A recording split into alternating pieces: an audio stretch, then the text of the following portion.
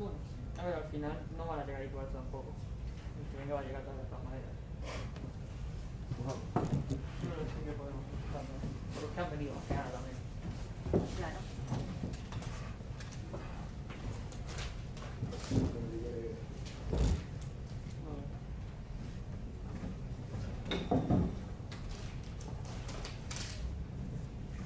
A la puesta de vista.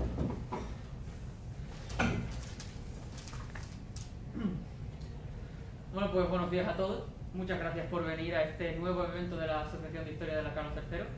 Para los que no nos conozcáis, somos una asociación formada por estudiantes a los que nos apasiona la historia y bueno, nuestra intención no es otra que intentar incentivar el estudio y el aprendizaje sobre la historia entre los estudiantes de esta universidad. Para ello traemos a muchos ponentes para que hablen sobre diferentes temas relacionados con la historia de diferentes épocas. También traemos autores de libros sobre historia para que los presenten y nos cuenten un poco sobre esos libros, pero también entendemos que la historia tiene una parte divertida, así que hacemos otros actos de perfil más lúdico, como pueden ser recreaciones, simulaciones estilo Moon, como la simulación del Senado romano que hicimos hace poco. Hacemos visitas a museos y también hacemos quedadas y convivencias. Todo esto porque estamos convencidos de que la historia, además de ser muy interesante, puede ser muy divertida y eso es lo que le queremos retransmitir a los estudiantes de esta universidad. Y por eso hoy hemos traído a esta ponente que mi compañero Sacha os va a presentar. Bueno, gracias Rafa. Efectivamente hoy tenemos con nosotros a Eva Vera.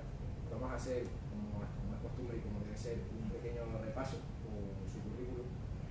Y Eva es licenciada en Historia del Arte por la Universidad Autónoma, con máster en métodos y técnicas avanzadas en investigación histórica, artística y geográfica por la UNED, y actualmente se está doctorando en humanidades en esta misma universidad.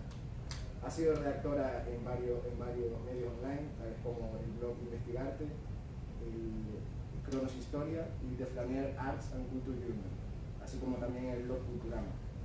Ha sido profesora de un curso online sobre arte del Renacimiento para el grupo de enseñanza del Liceu y asistente de Medici Archives Project, un proyecto de catalogación y digitalización de documentos históricos vinculados con la familia Medici, entre otras actividades. Y actualmente, además del doctorado, ocupa sus horas como coordinadora del equipo de auxiliares y guías en la Casa de América. No sé si me he saltado algo, algo que quieras añadir. Perfecto. Un aplauso a nuestra ponente de hoy. Bueno, gracias a la asociación por invitarme, a vosotros por venir, a quien lo esté viendo online y a los que no vaya a ver en diferido. Me gustaría deciros primero que me hace mucha ilusión, ya se lo he dicho a ellos, pero me hace mucha ilusión de esta ponencia porque este iba a ser el tema de mi tesis y bueno, por circunstancias pues ya sabéis que muchos trabajos e investigaciones al final el tema no se puede hacer, entonces hice otro, pero este como que lo he seguido investigando un poco, lo he intentado divulgar un poco en redes, ¿no? Y entonces al final no lo he dejado de lado y por eso me hace mucha ilusión retomar estas cosas. El objetivo de esta ponencia va a ser entender que el arte siempre ha sido un instrumento de propaganda y en el Renacimiento también. El arte del Renacimiento parece maravilloso, súper bonito y súper puro, pero no es así, lo siento.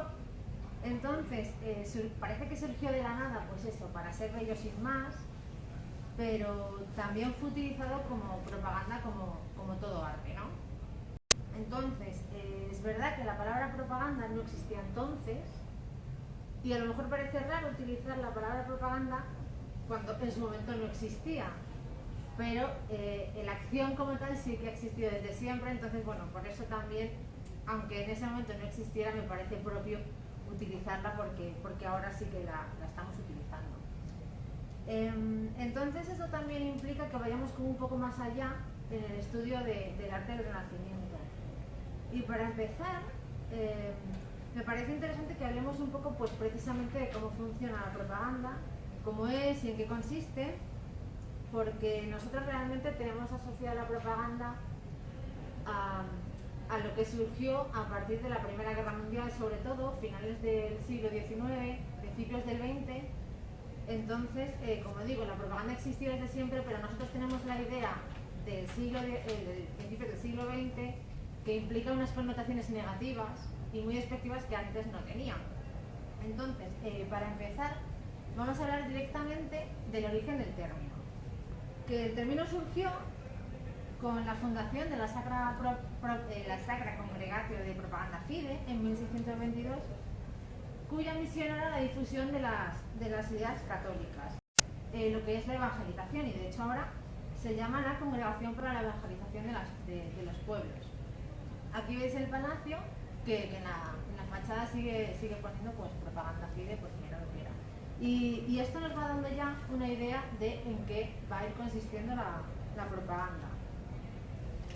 Como decía, el concepto que tenemos un poco de la propaganda ahora viene de la Primera Guerra Mundial, con el famoso cartel que es a la izquierda del tío Sam, que llama a filas a los ciudadanos estadounidenses, ¿no?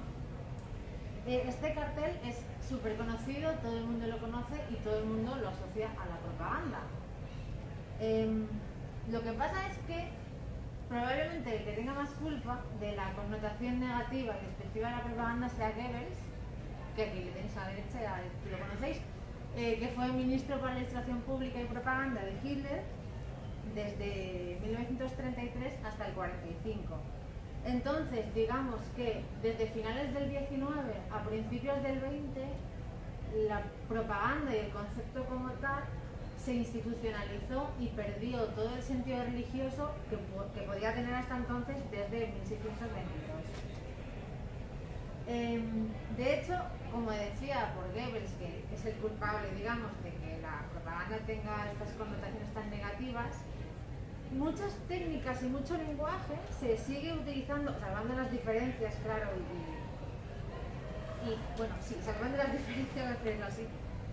Mucha técnica y mucho lenguaje se sigue utilizando, lo seguimos viendo en los telediarios y en medios de comunicación.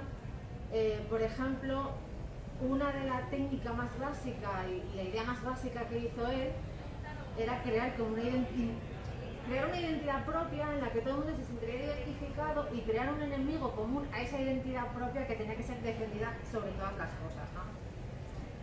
Entonces, vamos a ver qué es propaganda. Según la primera acepción de la RAE, es una acción y efecto de dar a conocer algo con el fin de atraer adeptos o compradores. Lo que pasa es que esto sería más bien relacionada con la publicidad, porque la publicidad al final vende un producto y la propaganda va a intentar vender una idea. Entonces, habría que ir a la tercera, que es la que tenemos aquí, que la tercera acepción dice que la propaganda es una acción cuyo fin es propagar doctrinas, opiniones, etcétera, que es lo que hacía la Congregación de Propaganda Fide, que era propagar doctrinas, pero pues en su caso era la fe católica. La propaganda funciona como cualquier transmisión de información, solo que en este caso pues la información lleva consigo una intencionalidad, que es que el receptor interprete la información de una manera concreta, que es la que el emisor quiere. Entonces adoptas esa idea concreta, te creas una opinión y luego pues tienes un comportamiento concreto, ¿no? Esto que puede implicar cualquier cosa, votar a un partido, pues apoyar una causa concreta, etcétera. Y esto significa también que no tiene por qué ser una cosa mala si el fin de si la causa final es buena, ¿no? Entonces puede ser propaganda mala, pero puede ser que no. Entonces aquí, para meterme un poco ya en el Renacimiento, es verdad que el Renacimiento tiene connotaciones muy positivas y la propaganda connotaciones muy negativas. Entonces parece como que los dos términos y las dos ideas chocan entre sí. De hecho, en los libros de arte la palabra propaganda no se suele utilizar, se utilizan más cosas como usos de imagen, que en realidad al final puede ser un poco lo mismo, porque uso de imagen puede ser para propaganda, pero como digo, la propaganda sale bastante menos de lo que cabría esperar, y puede ser por este tema de que tiene una connotación negativa y el Renacimiento no, que el Renacimiento pues eso, parece muy divino y muy maravilloso y como que no se quiere un poco mezclar. Entonces, siguiendo con cómo funciona, según Jean-Marie Domenech, hay 5 técnicas básicas, que son la simplificación, que es simplificar al máximo el lenguaje, el engrandecimiento, que es destacar lo que interesa, la orquestación, que es repetir el mensaje pero de distinta manera, o sea, de manera orquestada, porque al final también si el mensaje te llega siempre igual, como que te acaba cansando también a ti mismo, y si tienes el mismo mensaje pero de diferentes maneras te cala al final, aunque tú no te des cuenta. Luego está la transfusión o contagio, que también se llama de unanimidad, que significa que al final el grupo social acaba aceptando el mensaje, que sería un poco lo que llamamos la presión de grupo, ¿no? Y luego la contrapropaganda, que es una campaña de propaganda a una campaña anterior. Entonces, para resumir todo esto, podemos decir que la propaganda es que a través de unas técnicas, con información intencionada, a veces sesgada o directamente manipulada, pues el receptor adopta un mensaje de una manera concreta y una opinión y luego un comportamiento concreto. La propaganda se vale de la persuasión, y una cosa súper importante es que siempre alude a las emociones. Porque claro, si tú te sientes identificado con una idea que a lo mejor te recuerda a algo que te gusta o a un momento que tú has vivido cuando eras pequeño o a cualquier situación, pues te sientes más identificado con esa idea que si no la asocias a nada en absoluto, ¿no? Todo esto os lo he contado porque todo esto ya lo vamos a ver en el Renacimiento, que por cierto pues ya vamos a empezar con el arte del Renacimiento. Antes de empezar con los ejemplos, sí que os quería hablar también un poco de por qué he elegido la ciudad de Florencia. La primera razón es porque hay mucha más competencia que en otras ciudades, como por ejemplo Venecia. Esto significa que hay muchos más ejemplos y los ejemplos son mucho más fáciles de identificar, podríamos decir. Florencia también era la cuna del humanismo, que es una corriente cultural que fue utilizada por la élite como herramienta política también. Los modelos clásicos que se retoman en el humanismo también implican modelos que ya en la antigüedad se usaban con fines propagandísticos, como eran las medallas o los retratos de busto. También en Florencia se desarrolla la teoría de la magnificencia, que explica muchas de las cosas que se hicieron en su momento porque se utilizó como una especie de justificación para la élite, para crear mucho arte, y esto lo vamos a ver después un poco más en detalle. Y la última razón es porque si habéis estado en Florencia, pues no se puede evitar haber visto los escudos de los Medici por todas partes, son omnipresentes. Y esto es también por una campaña de propaganda que hicieron los Medici. Es importante, como os pongo aquí, diferenciar, de hecho aquí hay un error, diferenciar entre República y Gobierno Medici, pero no, es diferenciar entre el gobierno de la Signoria y el Gobierno Medici. En el Gobierno Medici vamos a ver, como digo, escudos por todas partes, dentro de los edificios, fuera, y con el Gobierno de la Signoria vamos a ver otros símbolos como el David, por ejemplo, que es famosísimo, o el león o la flor de lis. Entonces, también cabe destacar que aunque la propaganda está muy asociada normalmente al poder gobernante, en Florencia hay muchísimos ejemplos de propaganda propia, individual, de las propias familias. Para entender esto que os digo de la Signoria y el Gobierno Medici, os he puesto aquí los años en los que gobernaban cada uno durante la República de Florencia. Como veis, desde 1532 hasta 1737 van a gobernar los Medici y lo van a hacer de manera hereditaria. Así también podemos tener un poco más claro cuándo pasa todo, ¿no? En qué momento sucede cada cosa, y aunque los dos gobiernos son bastante distintos, pero bueno, para resumir podríamos decir que la Signoria es como más popular y más parte de la sociedad está representada. Pero volviendo a las razones de por qué os hablo de Florencia, pues seguramente a lo mejor la que más os suena es la teoría de la magnificencia, que es lo que vamos a ver empezando por los precedentes.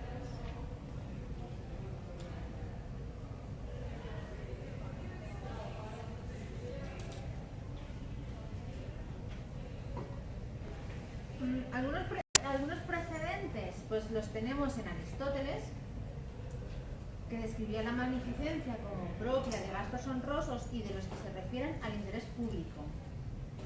Santo Tomás de Aquino en la Suma Teológica decía que corresponde a la magnificencia hacer grandes dispendios para hacer convenientemente una obra grande. Y León Battista Alberti, que ya era del siglo XV, decía en De Re Edificatoria que la magnificencia es la expresión material del esplendor del Estado, propiedad esencial de la majestad, virtud principesca, etcétera, etcétera. Y con estos precedentes, como decía, se desarrolló la teoría de la magnificencia. La teoría de la magnificencia también venía a romper un poco con la tradición del siglo XIV de que estaba mal visto hacer un gasto ostentoso. Entonces, podríamos decir, y citando a Richard Goldway, que es un autor que ha escrito muchísimo sobre Florencia, que la actitud pasó de no gastes a no gastes más de lo que te puedas permitir. Entonces, para esto, lo primero que hizo la clase pudiente fue invertir en la iglesia. Por ejemplo, la reconstrucción de iglesias, la decoración. Entonces, esto implicaba que además de mejorar una parte muy importante para la sociedad, como eran los edificios de culto, pues el pueblo veía que realmente se estaba haciendo un bien social y que esto iba a beneficiar a toda la ciudad. Entonces, cuanto más gastaban, más prestigio social tenían y más se iban a beneficiar después políticamente. Una vez que esto estaba socialmente aceptado, porque también hay que considerar que se habla de grandes cantidades de dinero, pues entonces la élite pasó a gastarse en edificios privados, como los palacios familiares. Igualmente Alberti decía que la magnificencia de un edificio debe adaptarse a la dignidad del propietario. Entonces, como decía antes, la élite utilizó esto como excusa para gastarse el dinero, básicamente. Y si os fijáis, por ejemplo, pues los palacios que hay en Florencia son grandiosos, como el Palacio Medici o el Palacio Strozzi, que es el más grande de Florencia, si no tenemos en cuenta el Palacio Pitti, que luego se amplió en los siglos posteriores. Pero, por ejemplo, el Palacio Strozzi es el más grande del Renacimiento.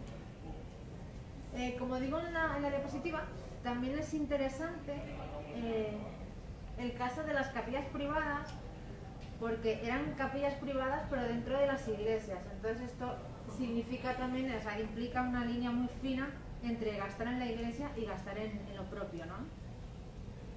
El mensaje al final era que, bueno, esto lo estamos haciendo por Florencia, es un bien social, si no gastamos en esto, muchas iglesias se van a derrumbar, se van a quedar vacías o se van a acabar destruyendo y la ciudad nos está quedando muy bonita. Porque el mensaje lo que quería crear era una opinión social de que la élite gobernante, aunque se gastara el dinero en sus propios palacios, en lugar de gastarse el dinero en mejorar problemas que hubiera en la ciudad, pues realmente esto mejoraba la ciudad. Porque igual lo que decía Alberti es que adornamos nuestros edificios para honrar a nuestra patria y a nuestra familia. Entonces al final ellos lo hacían diciendo, bueno, sí, nos estamos gastando en nuestros palacios, pero también estamos haciendo el bien social, aunque en la práctica no lo tuviera. Estos palacios precisamente pues se inspiraron en los modelos clásicos, pero también hay otra parte que se inspiró en lo clásico, que es la escultura, que la influencia va a ser muy, muy evidente. Los modelos clásicos se reformularon al gusto renacentista, ¿no? Ya eran usados en la antigüedad para uso propagandístico, como las medallas. Dentro de estos modelos está el retrato. El retrato de perfil, de hecho, comenzó siendo el más utilizado porque, como digo, emulaba los retratos de las medallas que celebraban a personajes ilustres. Era además una manera de preservar la imagen de la persona de cara al futuro, porque lo hacían pensando en una memoria muy a largo plazo. Y el retrato en realidad era efectivo cuando la persona retratada era identificable, porque la obra era como una especie de interacción entre el espectador y la obra, ¿no? Y el retratado, perdón. Entonces, si la persona que se muestra es identificable, pues sí va a quedar para la posteridad porque todos vamos a saber quién es, pero si no, pues no tendría sentido. Además, también la manera en que la persona es retratada también es importante, porque si, por ejemplo, se retrata como un general romano, pues da una imagen de fuerza, ¿no? de experiencia, y aunque no fuera así, pues la imagen era todo. porque igual que vemos ahora, por ejemplo, que hay personas públicas que se hacen fotos muy épicas, luego todos sabemos que no son personas nada épicas, pero la imagen da la impresión de que sí, y al final uno se queda con esa imagen. En la diapositiva, pues vemos, por ejemplo, el busto de Battista Sforza, que recuerda mucho a la escultura clásica, porque el mármol está muy pulido, es súper limpio, y abajo hay una inscripción que emula a las inscripciones clásicas, latinas. Igualmente detrás está el retrato de Federico da Montefeltro, el duque de Urbino, que igualmente, como decía, pues es de perfil, como en las medallas, aunque bueno, este hombre siempre se retrataba de perfil porque le faltaba el ojo derecho. Entonces, siempre se retrataba así, pero además es eso, emulando mucho el clasicismo. Lo que pasa es que aquí, bueno, en lugar de ser medalla, pues es a gusto ya renacentista, ¿no? Y aquí os pongo a dos Cosmes de Medici. Y os he puesto estos dos para que veáis dos cosas. Una es lo que os he dicho de representarse a modo de general romano, ¿no? Y otra para que veáis la diferencia entre un siglo y otro, porque la diferencia es muchísima. La primera, que es Cosme el Viejo, pues aunque esté representado como un general romano, pues digamos que es mucho más discreto, ¿no? Y Cosme I de Medici, que es ya de mitad del siglo XVI, se muestra como un héroe sin tapujos ninguno. Entonces esto también es muy interesante porque el tipo de representación y el tipo de propaganda va evolucionando, digamos, a ser menos discreto a no ser nada, indiscreción total. De esta propaganda más privada vamos a pasar a una con carácter más público. Y vamos a empezar con el David de Donatello. Vamos a ir cronológicamente también para que veáis esa diferencia que os digo de la evolución de un siglo a otro. El profeta David era un símbolo histórico de la ciudad de Florencia y representaba el bien sobre el mal, la libertad contra la tiranía, y venía a significar un poco que la ciudad de Florencia pues siempre iba a luchar contra la tiranía fuera de la ciudad o de dentro de la propia ciudad. Y esto tiene que ver con este David, porque este David es muy famoso, pero realmente lo que refleja básicamente es un conflicto de intereses, y vamos a ver por qué. La escultura fue encargada por los Medici cuando la sociedad de Florencia un poco empezó a acusarles de tiranos. Entonces los Medici dijeron, bueno, si nosotros encargamos una escultura que signifique la tiranía contra, la libertad contra la tiranía, entonces nosotros no podemos ser los tiranos. Pero claro, esto era ya contrario, porque los Medici eran contrarios en teoría a la señoría. Además lo pusieron en el patio del Palacio Medici, que no sé si habéis pasado por ahí, pero si pasáis por delante de la puerta, pues del palacio está la puerta abierta y se ve lo que hay justo en el centro, y ahí se supone que estaba colocado David. Entonces mucha gente se lo tomó como una ofensa. De hecho, cuando fueron expulsados los Medici en 1494, la escultura se quitó y fue llevada al Palacio de la Señoría, que era el palacio público más importante de Florencia. Bueno, ahora también porque es el ayuntamiento, pero en su momento cumplía las mismas funciones, ¿no? Otro ejemplo que también va a pasar en el gobierno de la Señoría fue el David de Miguel Ángel. Que el David de Miguel Ángel es como el símbolo absoluto de Florencia, ¿no? El David de Miguel Ángel en realidad no empezó siendo un símbolo de propaganda, pero sí terminó siendo. Empezó siendo simplemente un bloque de mármol que nadie había sido capaz de terminar, y entonces la obra del Duomo en 1501 se lo encargó a Miguel Ángel para que lo hiciera, para que sacara una estatua de David de ese bloque. Cuando se terminó la escultura, pues les pareció maravillosa, y entonces decidieron que había que cambiarla de sitio. El gonfaloniere de la señoría propuso ponerla aquí porque el mensaje iba a ser el mismo, que es un David, y además es mucho más masculino y más grande que el David de Donatello. Entonces el mensaje de libertad contra la tiranía pues va a ser muchísimo más claro, ¿no? Era un símbolo florentino y, como digo, era gigante, y entonces el mensaje de libertad contra la tiranía y Florencia va a luchar siempre quedaba muy claro ahí. Pero, por ejemplo, cuando el gobierno Medici volvió, la escultura no se quitó. Y a lo mejor os preguntáis por qué no se quitó si, por ejemplo, antes el otro David sí se había quitado. Y en este caso no se quitó porque Cosme de Medici le daba igual. Es decir, él tenía su propia campaña de propaganda y estaba tan centrado en su campaña de propaganda basada en una imagen de sí mismo que los símbolos que había de antes de la señoría no le afectaban en nada. Y además esto también era una imagen que él quería crear de si quito todo esto parece que me afecta y parece que no lo puedo superar, pero si lo dejo y yo sigo a lo mío, yo puedo pasar por encima de esto, ¿no? De hecho, la escultura que hay al lado sí que fue encargada por los Medici, que representa a Hércules y Caco, es de Baccio Bandinelli, que es uno de los artistas que estuvo al servicio de Cosme I. Y como digo, representa a Hércules y Caco, que viene a significar un poco lo mismo, porque la escultura es la victoria de Hércules, el ingenio de Hércules sobre la maldad de Caco. Entonces el mensaje es un poco el mismo, pero esta vez la bondad de los Medici contra la señoría, ¿no? Otra cosa que vamos a ver en este sentido de que los Medici no quitaran cosas anteriores, lo vamos a ver en el Palacio Pitti.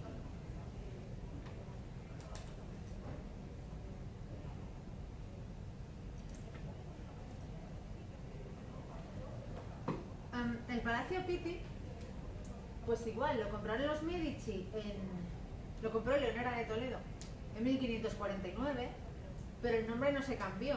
Y no se cambió probablemente porque Luca Pitti había empezado este palacio en 1458 para competir con el Palacio de los Medici. Entonces, al final los Medici también se lo tomaron como un poco, bueno, mira, has intentado competir con nosotros y al final nosotros hemos comprado tu palacio, así que dejar el nombre de Pitti tenía mucho más simbolismo que poner otro Palacio Medici, que ya había uno anterior, ¿no?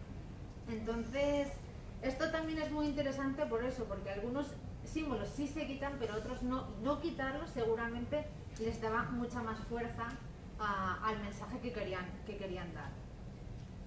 Como decía, Cosme I se había centrado muchísimo en hacer una buena propaganda, y una buena propaganda basada en sí mismo. Él vivía continuamente en una campaña de propaganda. Uno de los artistas que estaban a su cargo, bueno, hemos visto a Baccio Bandinelli. Otro de los artistas, probablemente el que más ayudó a crear esta imagen de los Medici, fue Giorgio Vasari, que se le llama además el gran propagandista de los Medici. Que gracias a él también todavía seguimos con esta imagen idealizada de la familia Medici, que muchas veces está muy sesgada y muchas veces algunos personajes no son... La historia que se ha quedado de esos personajes no es tan real como la que fue en realidad. Gracias a Vasari se conserva uno de los proyectos y los programas pictóricos más importantes a nivel propagandístico de toda Florencia, que está precisamente en el Palacio de la Signoria y está concretamente en el Salón de los 500. En el Salón de los 500 vamos a ver tres cosas, que son la tribuna de la Udienza, que es lo que hay al fondo, los frescos laterales y la llamada apoteosis de Cosme I, que está en el techo. Para empezar, empezamos con la tribuna de la Udienza, y es interesante porque aquí no está Cosme I. Aquí se ve a Carlos V siendo coronado por Clemente VII. Hay que recordar también que la tribuna de la Udienza es donde estaba el trono de Cosme I. Entonces, ¿por qué no está aquí ni Cosme ni nadie Medici? Pues es que cabe recordar que Carlos V le dio mucho apoyo y mucha ayuda a Cosme I para que llegara al poder. Entonces, esta escultura hace un guiño a las dos coronaciones, a la propia de Cosme y a la de Carlos V. Además, también recuerda que Cosme tenía el apoyo del emperador, y tener el apoyo del emperador en 1537 pues le daba casi un poder ilimitado a Cosme y a la familia Medici. Otra de las cosas que os decía que vamos a ver aquí son los frescos laterales. En esta sala los frescos, probablemente los más famosos son los que no se ven que los que sí se ven. Porque en esta sala la señoría encargó la batalla de Anghiari a Leonardo da Vinci, que esta es una copia de Rubens, y la batalla de Cascina a Miguel Ángel. Estos frescos son famosísimos y de hecho no están. El de Miguel Ángel ni siquiera se empezó. Leonardo no lo acabó y no se sabe muy bien en qué sitio estaba de la sala. Lo que pasó es que la señoría pues hizo un programa propagandístico en el Palacio Público, como pasa ahora también, que se hacen cuadros para colgarlos en los lugares públicos, ¿no? Pero cuando Cosme llegó al poder, pues lo primero que hizo fue taparlos y poner sus propias victorias militares. Esto es muy lógico porque al final no iba a tener él en su propia casa unas victorias militares de la señoría, ¿no? Esto sería un muy buen ejemplo de contrapropaganda, que es una de las técnicas que hemos visto al principio, porque la de la señoría una campaña de propaganda y Cosme pues lo tapó con otra campaña de propaganda, ¿no? Que era la suya. Aquí os he puesto dos ejemplos. Uno de ellos, el de la derecha, es el más famoso de todos, seguramente.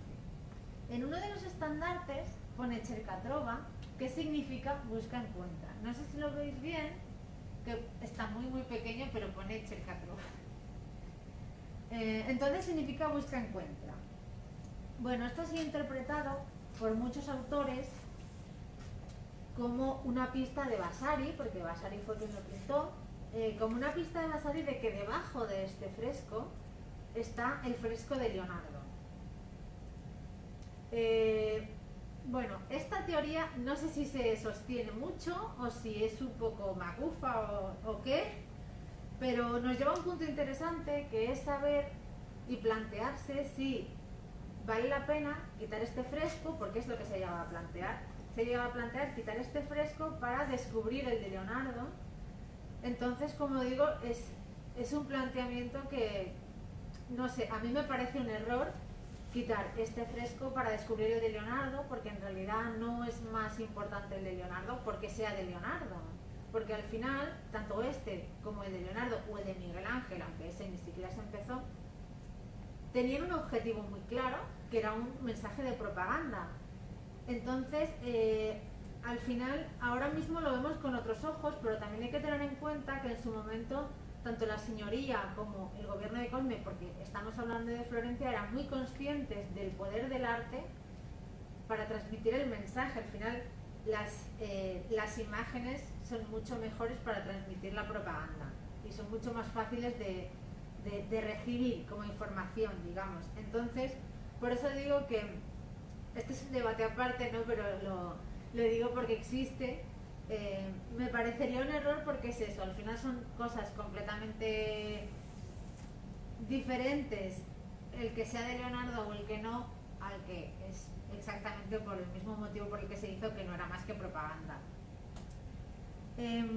Para terminar con el Salón de los 500, vamos a ver la llamada apoteosis de Cosme. Que bueno, la apoteosis de Cosme, pues como veis, se ve a Cosme rodeado de símbolos por todas partes. Está siendo coronado, está vestido como un general de la antigüedad, está rodeado por todos los escudos que veis, son los escudos de todos los gremios de Florencia. Esto también es muy simbólico porque Cosme quiere transmitir el mensaje de que protege a todos los gremios y todos los gremios le protegen a él, porque además son escudos militares, no son simples representaciones. Esto tampoco es cierto porque, por ejemplo, cuando se proyectó la idea de los Uffizi, que los Uffizi se pensaron para llevar allí todas las oficinas de los gremios, tuvo bastante discusión con los gremios porque ellos no se querían ir allí. Así que bueno, pues esto también es un poco así. También vemos en las 4 esquinas los escudos de los Medici y alrededor una inscripción a modo de edificio romano. Podemos decir que esta imagen es como el sumum de la propaganda de Cosme, donde él quiere mostrar todo su poder, ¿no? Las inscripciones son muy interesantes porque las inscripciones también fueron una técnica muy útil de propaganda en el Renacimiento, y os voy a mostrar varios ejemplos. Este, que es la fachada de Santa María Novella, que es conocidísima, pues la inscripción hace referencia a Giovanni Rucellai, que es el comerciante que pagó su construcción. Aquí el mensaje es muy claro. Giovanni Rucellai venía a decir: si yo pongo el dinero, todo el mundo tiene que saber que he sido yo. En su momento era necesario y casi obligatorio que la ciudad supiera quién había financiado la obra, porque después se le podría agradecer la labor y así él creaba y podía mantener una imagen de ciudadano ejemplar, y como decíamos antes, pues aumentaba su prestigio, y esto luego le beneficiaba políticamente porque hacía cosas buenas por la ciudad. Pero claro, no es suficiente con que lo sepa la gente, mis vecinos, es que lo tiene que saber todo el mundo de aquí a la posteridad, y así es, y ya es famosísima esta fachada, y la inscripción pues va a recordar a Giovanni Rucellai para siempre. Esto entronca bien con la teoría de la magnificencia, porque Alberti decía: adornamos nuestros edificios para honrar a nuestra patria y nuestra familia. En este caso, es cierto que esta es probablemente una de las fachadas más famosas, una de las imágenes más famosas de Florencia, y además pues honra a Florencia haciéndola así de famosa, y a su propia familia, que en este caso pues eran los Rucellai, ¿no? Aquí pasa lo mismo, no se ve bien la descripción, pero la tenéis aquí. Esto está en el Chiestrino dei Voti de la Santísima Annunziata, donde se hace referencia igual a que gracias a Piero de Medici, hijo de Cosme, pues se adornó este patio. Y este último ejemplo no es de Florencia, pero pues viene a mostrar lo mismo, ¿no? Que gracias a Segismundo Malatesta se hizo la fachada. La fachada no se terminó porque Segismundo murió en la guerra, y entonces pues si el mecenas no ponía el dinero, pues adiós proyecto, ¿no? Como veis, la lista de ejemplos puede ser muy larga y muy variada además, y esta frase de Burke me gusta mucho porque refleja mucho toda esa idea, ¿no? Que durante este periodo hay tantos ejemplos de glorificación que es difícil saber por dónde empezar. Es verdad, porque además en cuanto empiezas a tirar un poco del hilo, es muy difícil saber dónde vas a parar, y saber qué sí es propaganda, qué no es propaganda, porque al final prácticamente parece que todo, sobre todo en Florencia, se ha hecho para un fin muy concreto, que era un fin político. Entonces por eso digo que también es muy difícil muchas veces saber cuándo vas a parar. No quería terminar sin dejaros aquí unas recomendaciones, que, bueno, el primer capítulo del siglo del individualismo lo he puesto porque habla un poco del tema de la propaganda y de cómo cambiar un poco las ideas de la gente. El de propaganda del arte de mentir sí que se centra en el arte. El libro de Richard Goldwaite, como os he dicho, Richard Goldwaite ha escrito muchísimo sobre Florencia, y es muy interesante porque habla de arte, pero no habla tanto de arte estrictamente, sino considerando el arte como un producto de otras circunstancias, como son la economía, por ejemplo, o la política.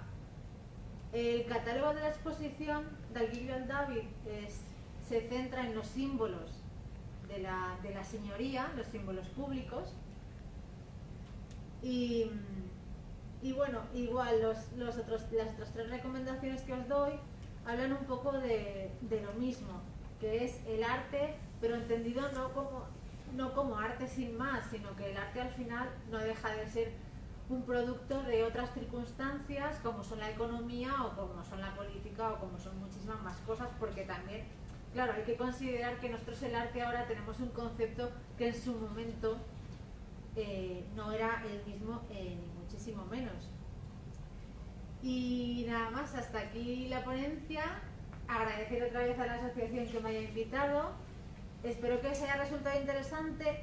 Sé que es un tema un poco complicado porque implica varias cosas un poco complejas, como es el tema de lo de la teoría de la magnificencia, la propaganda, que también de la propaganda tenemos un concepto muy actual, pero es cierto que hay que... Afortunadamente se está empezando a estudiar el arte ya de manera un poco más amplia y yendo un poquito más allá, que no es simplemente el arte como el genio del artista, porque esa idea ya se tiene que superar y hay muchísimo más allá. Entonces, nada, simplemente agradeceros otra vez que hayáis venido y si queréis hacer alguna pregunta, ¿no? ¿Tenéis alguna pregunta del público? Si se puede cuantificar una inversión en propaganda, digamos, o sea, el dinero que se gastaba, o es algo más difícil de medir. Bueno, muchos de ellos sí que, por ejemplo, Lorenzo de Medici sí que escribió que se ha gastado, no te sé decir la cantidad exacta, pero sí que decía que se le ha gastado muchísimo dinero, más que en arte como tal, o sea, la palabra que utilizaban no era gasto, sino inversión. Entonces, claro, al final para ellos no era un gasto, era una inversión. Porque, por ejemplo, como en la portada de Santa María Novela, prácticamente casi se quedó en la bancarrota después de pagar esa fachada, pero al final fue una inversión porque, claro, ellos invertían mucho en el honor y en la imagen, ¿no? Entonces, sí, se puede cuantificar porque, de hecho, es lo que te digo, por ejemplo, Lorenzo de Medici dijo, yo he invertido tanto y no me arrepiento de nada, y lo dice así. Claro, luego también no sabes si muchas cosas las han hecho por un fin concreto o por otro. Eso ya es más de investigar más a fondo, ¿no? Pero sí que muchos han dejado escrito cosas de ese tipo. De he invertido tanto y estoy muy orgulloso en haber invertido para eso. Yo sí tengo una pregunta. Sí, me pica la curiosidad sobre tal Vasari que usted ha mencionado en la charla. ¿Me puede hablar un poco más de él? Sí, yo lo hago porque Vasari tiene muchas. No sé si conocéis un libro que se llama Las vidas de los más excelentes pintores, escultores y arquitectos. No me suena. Pues ese es un libro famosísimo para la gente de arte, claro. Y es sobre todo conocido por eso, porque hace como una biografía de los artistas desde Chimahue, o sea, desde el siglo XIII prácticamente hasta Miguel Ángel. Además de eso, es que Vasari estaba al servicio de Cosme I como artista en general. También hizo, por ejemplo, hizo los Uffizi, proyectó los Uffizi, proyectó también el corredor vasariano, que no sé si conocéis, que es el corredor vasariano va desde el Palacio de la Signoria hasta el Palacio Pitti. Entonces es como una arquitectura que es un pasillo por donde Cosme podía pasar desde el Palacio Pitti, que era su residencia, hasta el Palacio de la Signoria, que era como el ayuntamiento, por decirlo así, sin tener que bajar a la calle y juntarse con el grupo, ¿no? Entonces, es que Vasari hizo muchísimas cosas. También pintó, por ejemplo, la cúpula de la Catedral de Florencia. Entonces, básicamente, cuando le contrató Cosme I, solo trabajó para él. Y claro, también estar al servicio de un mecenas, tienes que curártelo mucho para que él siga confiando en ti. Y entonces él por eso hizo muchísimo lo de la propaganda. Cosme I quería propaganda y él dijo, pues te voy a hacerla mejor. Pero Vasari es súper interesante porque ha hecho muchísimas cosas. Y también en Pisa ha hecho plazas, de todo. Porque Pisa estaba bajo el control de Florencia en este momento. Sí. Claro, también en esos años estaba Siena, Pisa, Lucca y Florencia en guerra constante. Entonces, al final Pisa sí estuvo. Primero no, pero luego ya cayó. Claro. Pues gracias. Pregunta Lorenzo Manteca por la transmisión de Instagram que si este es un fenómeno que solo se daba en Italia o si se daba también en el resto de Europa por esas fechas. Yo creo que seguramente se ve en todas partes en general, porque al final la propaganda es que ha existido desde siempre, porque la política también ha existido desde siempre. Claro, y bueno, por ejemplo con la imprenta ya la propaganda tuvo un boom total. Pero, a ver, yo conozco este caso, el caso italiano, pero sí, seguramente lo haya en todas partes porque es eso, al final la propaganda existe siempre. De otras formas quizá, ¿no? Pero sí. ¿Has llegado a conocer a lo mejor un ejemplo parecido o equiparable aquí en España? ¿De algún ejemplo que te haya llamado la atención? O... Del Renacimiento actual. Del Renacimiento y si actual, pues bueno, también interesante. Pues igualmente, por ejemplo, los palacios aquí en España se hicieron un poco de la misma manera, porque las familias nobles también hacían los palacios. Los palacios creo que es una cosa que es bastante general, pero igual, porque también como muchas familias entraban dentro de la política, pues tenían que promocionarse. Entonces igualmente si los palacios, por ejemplo, en España pasaba lo mismo. En el Palacio Real está Carlos IV, una estatua suya como emperador romano. Creo que Claro, es lo más parecido a lo que ha enseñado usted. Es que, claro, en Roma la propaganda era bestial también. Y sí que es verdad que parece que, bueno, parece y siempre es así, que como utilizar elementos del pasado, sobre todo de emperadores romanos que bueno, eran grandiosos y todo esto, da como más importancia al mensaje, ¿no? Si yo me represento como un emperador romano, si yo tengo la valentía de representarme, no me da vergüenza representarme como un emperador romano, entonces seré alguien importante, pero no tenga por qué ser, pero es como todo, ¿no? La imagen vale muchísimo. Tenía por aquí una pregunta. Sí. Yo quería preguntarte si era una inversión tan importante como que, por ejemplo, la fachada que estaba construyendo Malatesta también la continuó su descendiente, por ejemplo, Roberto Malatesta, porque ya que tenía, o sea, tengo entendido que tenía bastante poder y incluso tenía influencia con Lorenzo de Medici. Entonces, ¿cómo es que no continuó eso? Claro, es que también estas cosas, las fachadas, por ejemplo, eran como proyectos muy personales. Entonces, en lugar de continuar un proyecto anterior, lo que hacían era hacer uno nuevo. Porque así te quedaba uno nuevo y tú eras recordado por ese. Este, por ejemplo, de Segismundo Malatesta, está sin acabar, pero es suyo. Entonces, por eso se hacían, en lugar de continuar, si tú querías quedar tú mismo para la posteridad, se solía siempre empezar uno nuevo. Si se podía haber continuado, sí, pero... Y luego el tema del gobierno de los Medici o el gobierno de Florencia, quiere decir, ¿qué diferencia hay? ¿Qué puestos tenían los Medici? Al final fue como poco a poco se erigieron como los mandamases de Florencia, tenían como una legitimidad política, o ¿cómo es lo que pasó? Sí, ese es un tema un poco complicado. Pero sí, al principio de los tiempos de la República eran como familias, como las familias más poderosas, digamos, las que llevaban un poco el control.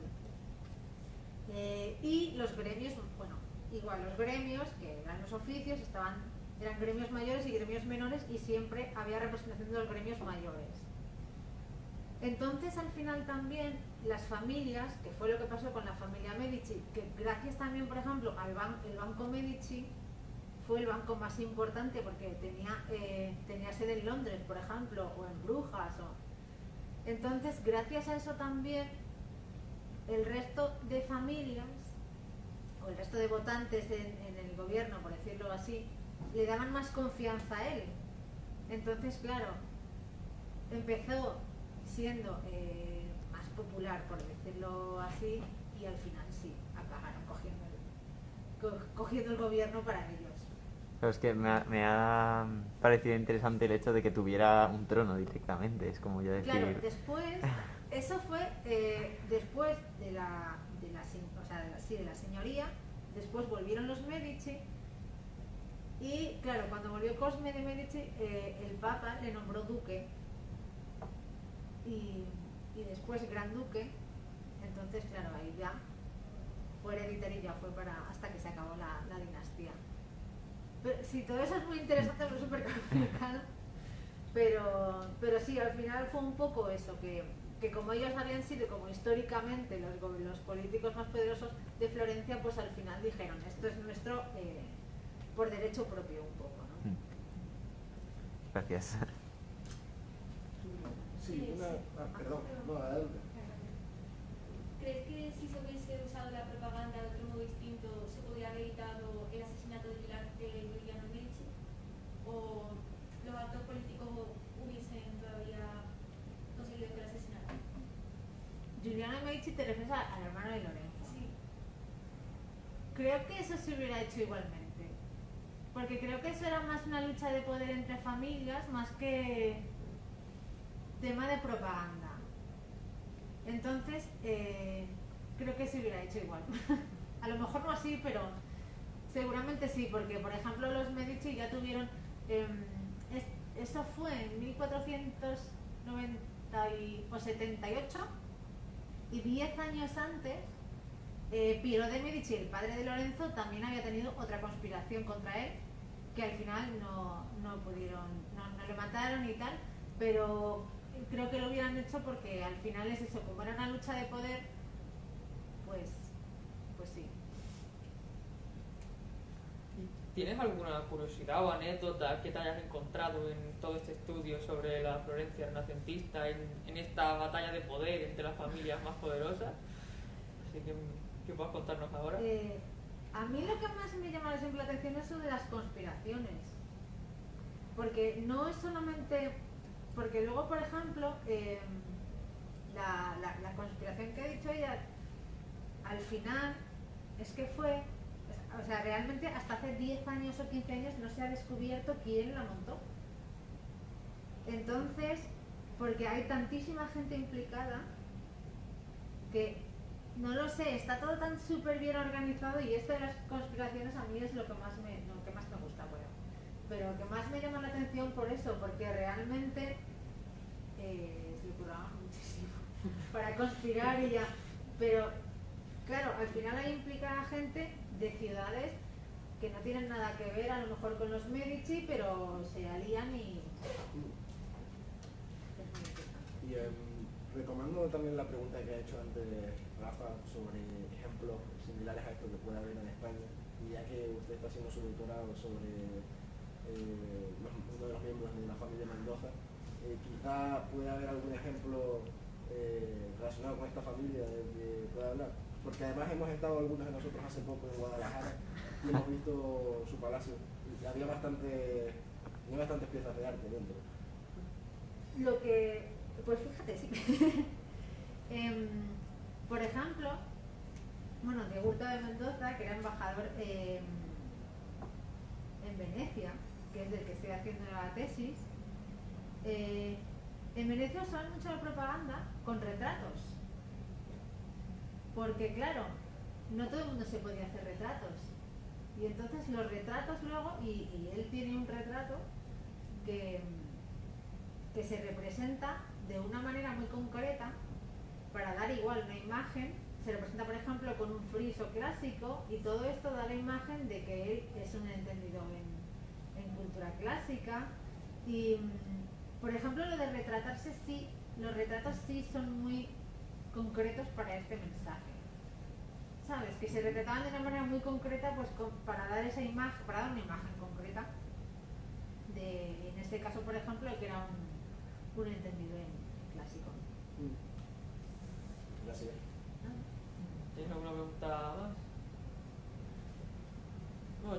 para finalizar, simplemente una pregunta, quizás más personal, que si tenías algún plan para después del doctorado, alguna investigación en mente, algún tema sobre el que te gustaría investigar más adelante. Pues, ¿sabes qué? Que luego también cuando empiezas a investigar van saliendo muchas cosas que te gustaría investigar. Entonces, no hay ningún tema concreto. Sí que me gustaría seguir con este tema del arte renacentista y la propaganda, porque es verdad que hay muchísimo de donde tirar. Y también un poco seguir con el tema de estudiar el arte desde otras perspectivas que no solamente sea en el arte, porque es lo que decía, al final nosotros vemos el arte actual, el uso que tiene no es el uso que tenía antes, ¿no? Antes tenía otro uso, ahora es más como contemplativo, vamos, ¿no? Y antes realmente tenía otro uso. Entonces, no tengo ningún tema concreto, pero este me gustaría seguir con él. Bueno, pues, sin más preguntas, muchas gracias por toda esta presentación y yo creo que se merece un fuerte aplauso.